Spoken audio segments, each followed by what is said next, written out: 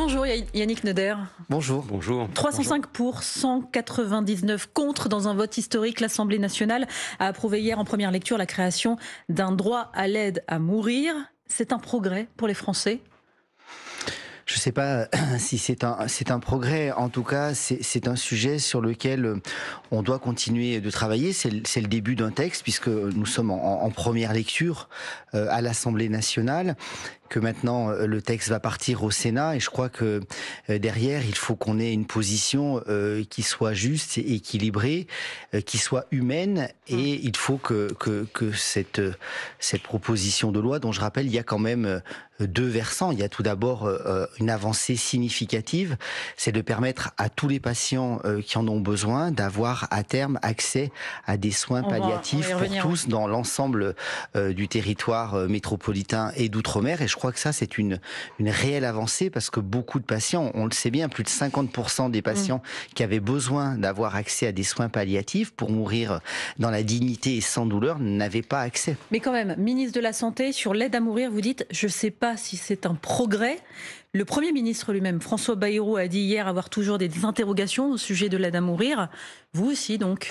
C'est-à-dire que je crois que dans des situations qui sont extrêmement complexes, on peut considérer que la sédation profonde ne répond pas forcément à cette situation-là. C'est la loi actuelle, la loi Claes-Leonetti. Voilà. Par contre, ce qui me gêne, et je l'ai toujours évoqué ainsi, c'est-à-dire que j'aurais préféré qu'il y ait une distance entre les deux textes, entre l'accès aux soins palliatifs pour tous. Déjà, les deux textes ont été séparés. Oui, mais si vous voulez, dans l'application, je pense que on voit bien que quand un patient, moi j'ai fait ça pendant 25 ans dans mon service, puisque je conduisais les patients à la transplantation cardiaque, et que quand ils n'étaient pas transplantés, eh bien malheureusement, souvent ils décédaient.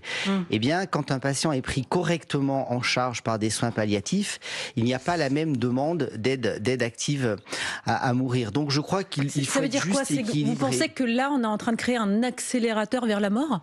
Disons que je pense qu'il faut il faut poser les mots, mais je crois qu'il faut vraiment en poser clairement les limites, bien encadré. Il faut qu'on ait davantage, plus facilement d'accès aux soins, aux consultations antidouleurs. Mais c'est pas le cas là avec la loi qui a été votée hier. La loi qui a été votée hier n'accélère pas les rendez-vous pour les prises en charge de centres de douleur, tout un tas de choses. Il reste une difficulté d'accès aux soins, et c'est pas parce que je suis ministre de la Santé qu'il faut que je nie ces réalités-là. C'est très intéressant, Yannick Neuder, parce qu'il faut qu'on vous fasse écouter quelqu'un qui était à votre place il y a quelques jours. C'est François Ruffin, voilà, qui n'est pas du même bord politique que vous, et il disait des choses, alors en d'autres termes, mais qui rejoignent un petit peu ce que vous nous dites ce matin. Écoutez.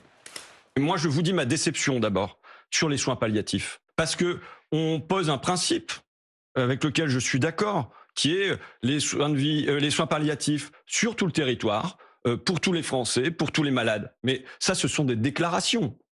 Derrière, il faut les moyens. Je peux vous dire que les moyens n'y sont pas. Donc, je peux vous l'affirmer.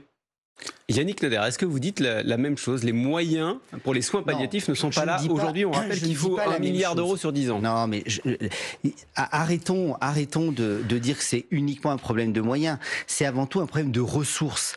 Je crois que tous les centres hospitaliers, tous les départements, toutes les cliniques souhaiteraient ouvrir des unités de soins palliatifs pour prendre en charge les patients. Oui, sauf qu'il y a 19 départements qui n'en possèdent pas aujourd'hui. Mais surtout, c'est qu'il n'y a pas les soignants. C'est bien tout le sujet de mon plan de bataille depuis 5 mois que je suis à la tête de ce ministère, c'est qu'il faut former plus de soignants. Mais soyons précis.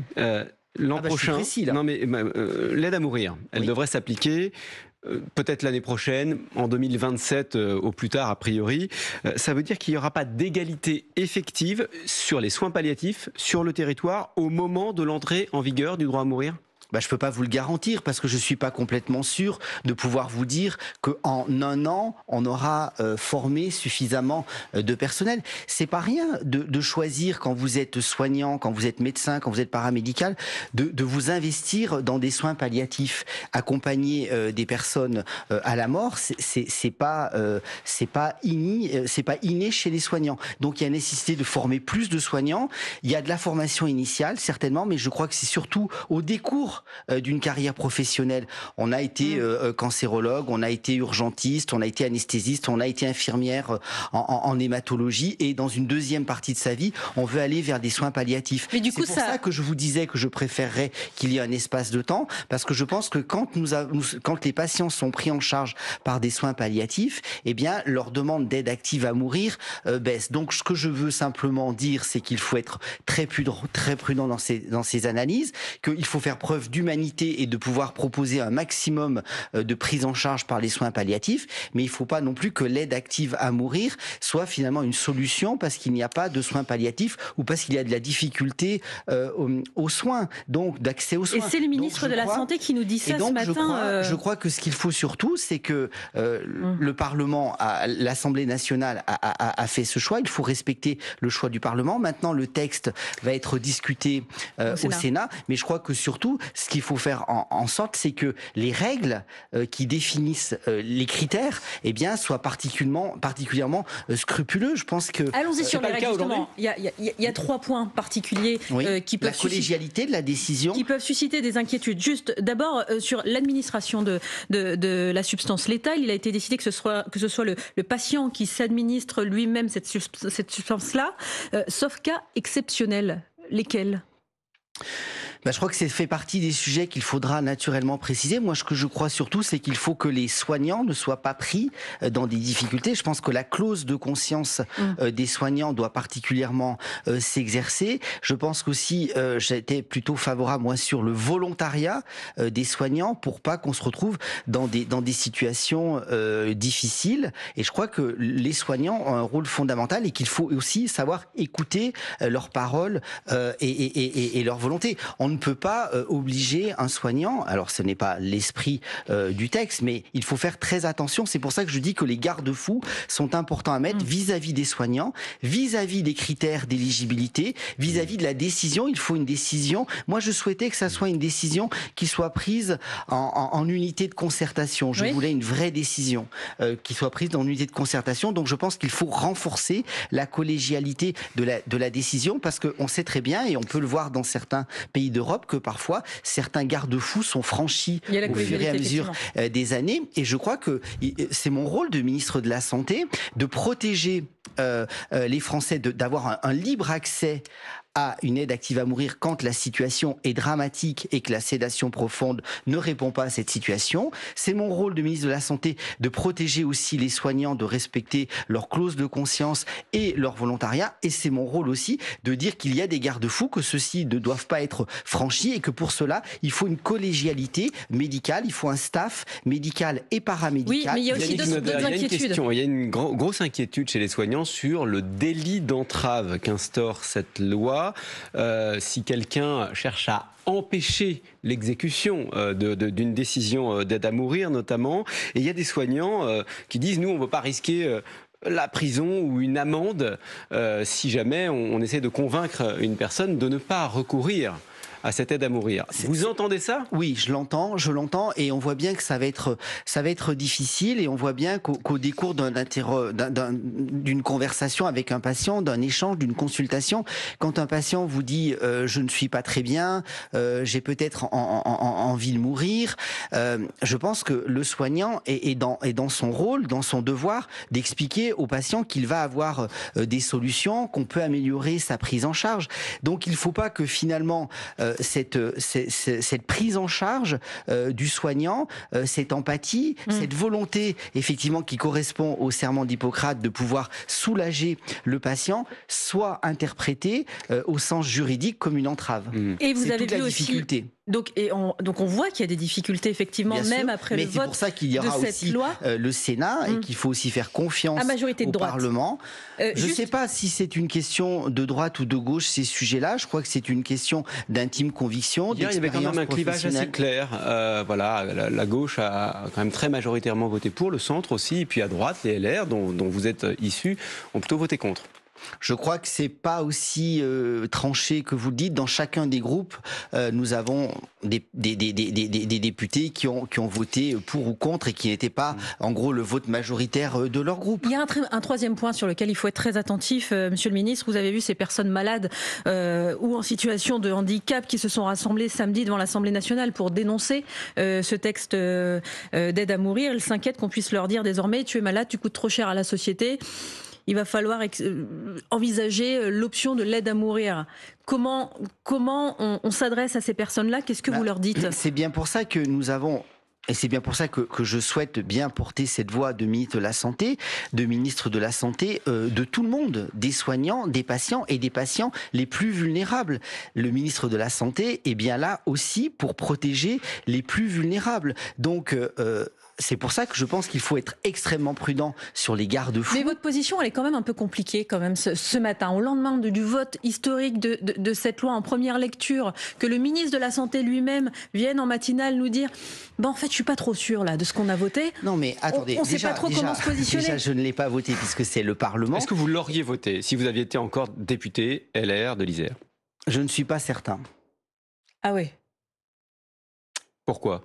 Parce que, encore une fois, je pense que nous devons faire un maximum pour pouvoir favoriser l'accès aux soins, la prise en charge aux soins palliatifs, que les soins palliatifs ne sont pas qu'une question d'argent, mais essentiellement une question d'organisation, de formation. Et je ne suis pas complètement prêt à faire ce saut sociétal à notre société d'aide active à mourir. Par contre, il y a ceux aussi qui vous disent que les soins palliatifs n'ont rien à voir avec l'aide à mourir, dans le sens où il y a plusieurs critères très restreints. Il y a une enquête du CCNE qui dit que pour 100 patients qui demandent une aide active à mourir, quand ils sont pris en charge par des soins palliatifs, dans 91% des cas, ils renoncent à cette demande d'aide active à mourir. Donc moi, je suis favorable à un texte, à une proposition de loi qui prend en charge finalement les 9% qui, malgré une prise en charge en soins palliatifs, malgré des critères extrêmement stricts pour éviter toute dérive, malgré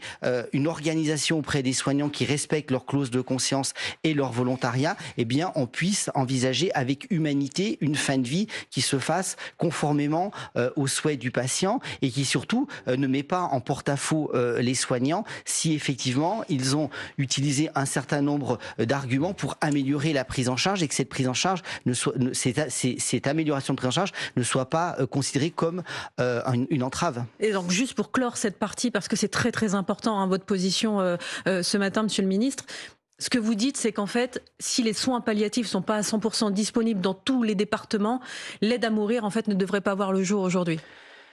Je pense que c'est trop tranché aussi ce que vous dites, parce que moi je pense aussi à ces 9% de patients qui, malgré une prise en charge dans les soins palliatifs, n'ont pas trouvé de solution, et il ne faut pas nier non plus qu'un certain nombre de patients partent à l'étranger pour trouver cette aide active à mourir. Donc je crois qu'il faut être extrêmement robuste sur les critères, ne pas en dévier, prendre en compte les soignants sur leur volontariat, leur clause de conscience. Attention à ce délit d'entrave qui peut aussi peut-être éloigner les soignants s'ils se sentent en danger juridique vis-à-vis de cette prise en charge de patients. Donc attention que les mesures ne soient pas non plus contre-productives sur des soignants qu'on inciterait justement à s'engager dans cette voie des soins palliatifs pour justement plus soulager. Yannick Noder, le ministre de la Santé et de l'Accès aux soins, et l'invité de France Info. On vous retrouve juste après le fil info de 8h46, Étienne Cholez. On va connaître aujourd'hui le verdict au procès de Joël Le Squarnec. Les audiences durent depuis 3 mois devant la cour criminelle du Morbihan à Vannes. Cet ex-chirurgien risque la peine maximale, 20 ans de réclusion criminelle. Il est accusé de 299 faits de viol ou d'agression sexuelle sur des patients, presque tous mineurs, pendant une trentaine d'années. Donald Trump continue de mettre la pression au Canada, cette fois par son dôme d'or, ce projet de bouclier antimissile. Le Canada veut vraiment en faire partie, affirme le président américain. Ça lui coûtera 61 milliards de dollars s'il reste une nation séparée, mais rien s'il devient notre 51e État. Depuis sa réélection, le milliardaire ne cesse de répéter son désir de voir le Canada intégrer les États-Unis.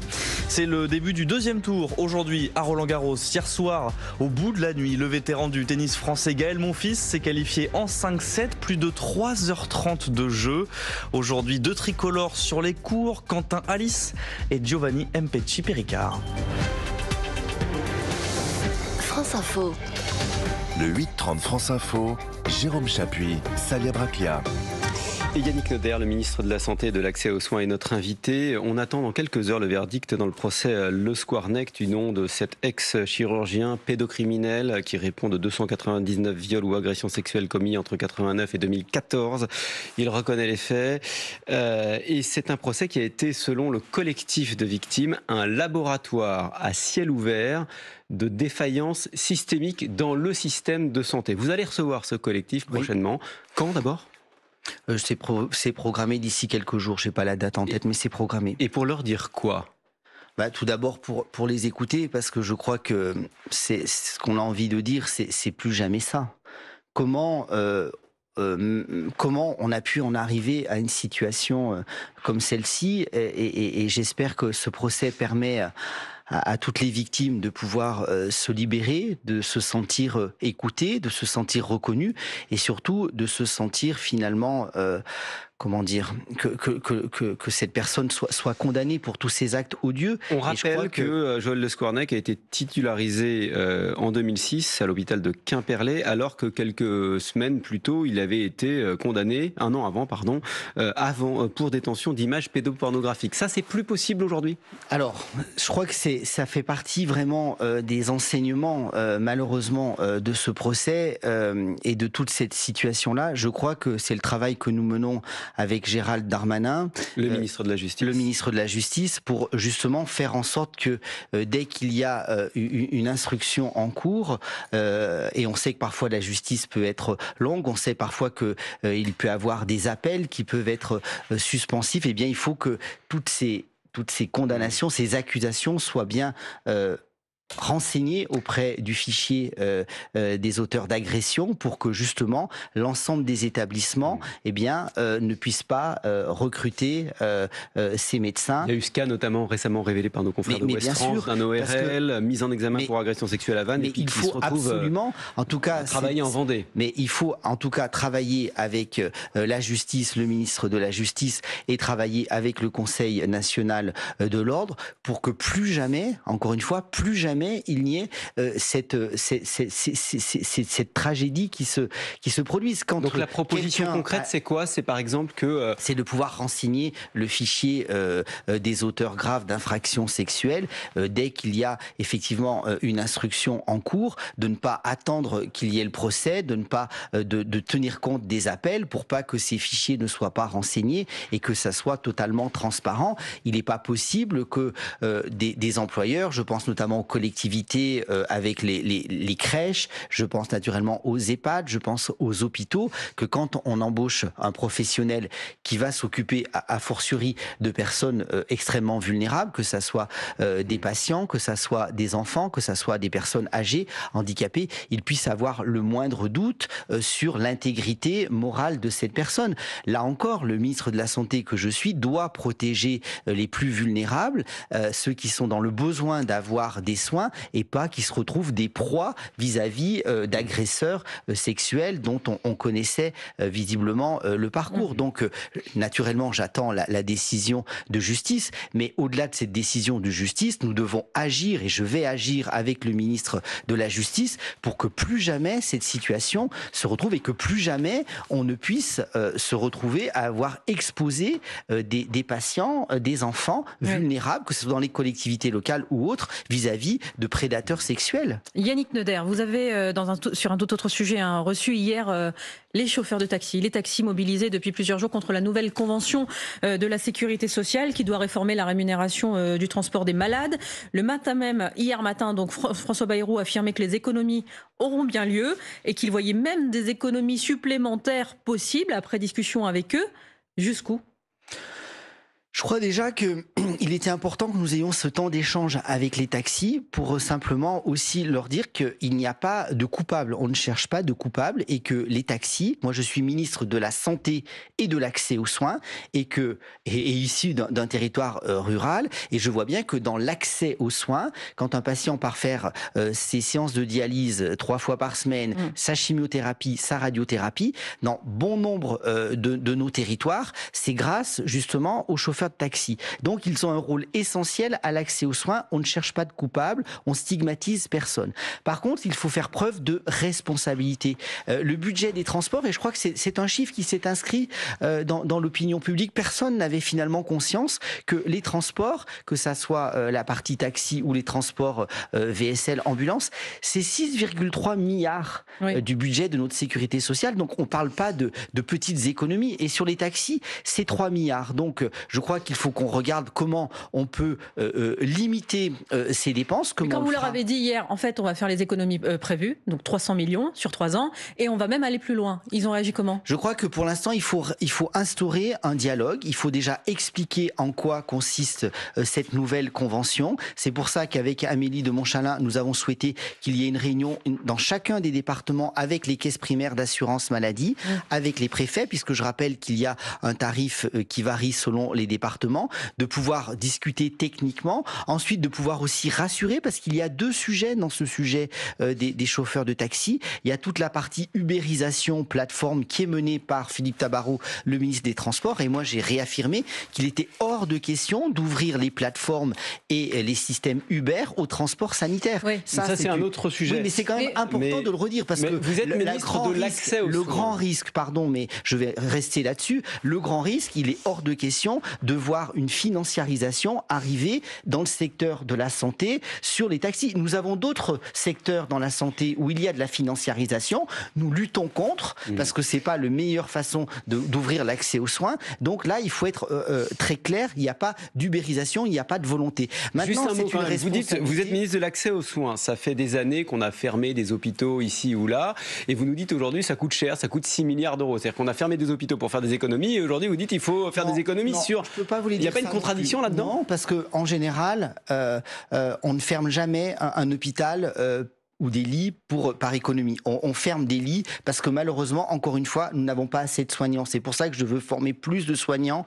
partout pour pouvoir justement rouvrir des lits. On sait bien que les tensions dans les urgences, c'est souvent parce qu'il y a manque de lits d'aval et qu'il n'y a pas assez de professionnels formés. Je dis souvent ces chiffres. On forme le même nombre de médecins qu'en 1970. C'était il y a 50 ans. Nous sommes 15 millions de Français en plus. Les patients vivent plus longtemps. Il y a des maladies chroniques et le rapport au travail des soignants a particulièrement évolué, comme dans tous les corps de métier, puisque quand un médecin généraliste part en retraite, il en faut 2,3 pour le remplacer. Donc je crois que malheureusement, quand il y a des lits fermés, c'est faute de professionnels. C'est aussi parfois des questions de sécurité. Il faut être sûr qu'une structure apporte le maximum de sécurité. On peut avoir ces sujets-là, notamment dans le sujet épineux des maternités. Après, je n'ai pas dit qu'il fallait supprimer les transports. Je dis qu'il faut le bon transport pour tout le monde. Oui, mais donc, alors, si on prend un peu de recul, Monsieur le Ministre, là, on parle d'une économie de 300 millions sur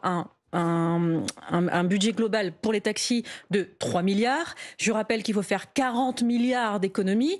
Vous avez passé, vous avez fait un entretien avec eux hier. Le Premier ministre les avait vus samedi. En fait, pendant 3h30, juste pour 300 millions d'économies. C'est-à-dire qu'en fait, pour les 40 milliards, ça va prendre combien de temps ? Je veux bien que vous vantiez votre méthode, non, mais la discussion. Je crois que sauf qu'en fait, là, est-ce qu'on a le temps de discuter autant ? Il y a une prise de conscience qui est en train de s'opérer, et je crois que c'est fondamental. C'est que d'ailleurs la Cour des comptes le dit, c'est que les dépenses de la sécurité sociale sont devenues incontrôlables. Donc il ne s'agit pas de ne plus soigner les gens, et je ne souhaite pas, en tant que ministre de la Santé, qu'il y ait la moindre économie sur le dos de la santé des Français. Mais par contre, pardon, mais on peut quand même faire un peu de différenciation territoriale. J'ai signé des bons de transport pendant 25 ans. Quand je signais, et je ne signais pas un bon de transport, mais que le patient habitait Grenoble, pardon, j'ai exercé à Grenoble au CHU, et que le tramway était en bas, ça n'a pas le même impact d'avoir un bon de transport quand vous pouvez prendre un tramway que quand vous êtes à 50 km, qu'il n'y a pas de moyen de transport, que vous êtes seul, que vous êtes âgé. Donc je crois que encore une fois, c'est une responsabilité collective qui va inclure naturellement aussi, c'est une prescription, le bon de transport médical. Donc je vais rappeler aussi à l'ensemble de mes confrères que attention, les médecins. Bien sûr, que attention, il faut qu'on soit vigilant sur ce sujet. Quand un patient en a besoin, c'est mon rôle justement de maintenir un financement pour que tous les patients, et je les ai cités, radiothérapie, chimiothérapie, dialyse, tous ces sujets où le patient est fortement impacté. Les transports partagés, je pense que c'est une bonne chose de mutualiser, sauf si l'état du patient ne le peut pas. Quand un patient est extrêmement fatigué avec une chimiothérapie, qu'il prend un risque d'infection, qu'il faut qu'il soit plutôt Donc voilà, il faut isolé. de la discussion parce qu'il y a beaucoup de cas particuliers. C'est ce que vous nous dites. Et il faut aussi faire confiance aux chauffeurs de taxi qui ont complètement compris tous ces sujets-là, qui ne veulent pas être stigmatisés, mais qui sont aussi des artisans et qui veulent voir comment leur évolution professionnelle est possible. Vous l'avez évoqué, le déficit, le trou de la sécurité sociale, c'est ce que rapporte la Cour des comptes, qui se creuse, 22 milliards, qui pourrait atteindre 22 milliards cette année. Alors pour financer cette sécurité sociale, François Bayrou demande aux partenaires sociaux de réfléchir à une TVA sociale.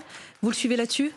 Je crois que il faut. On va arriver aux 80 ans de la sécurité sociale cette année, en octobre. Je crois que c'est le moment et de pouvoir se mettre, pardon l'expression, autour de la table et de mettre tous les leviers. Je pense que le premier des leviers, c'est essayer de faire des économies. Et je crois que ça, c'est quelque chose d'extrêmement important. Il faut absolument que nous maîtrisions nos dépenses. Nous sommes les champions du monde de la dépense. Donc tout le monde collectivement est favorable à limiter la dépense, mais personne dans son secteur. Donc quand sur la TVA, rapidement. La TVA, je pense que ça fait partie des sujets qu'il faut poser sur la table, parce que ce qu'il faut, c'est quand même pouvoir libérer le coût du travail, favoriser la compétitivité de notre entreprise, et c'est par la création de valeur. Si nous étions dans le même niveau de travail, notamment chez les jeunes et chez les seniors que l'Allemagne, nous aurions beaucoup moins de déficit. Merci Yannick Noder, ministre de la Santé et de l'Accès aux soins, invité de France Info ce matin. Dans un instant, les informés, Salia Braclia et Renaud Dely.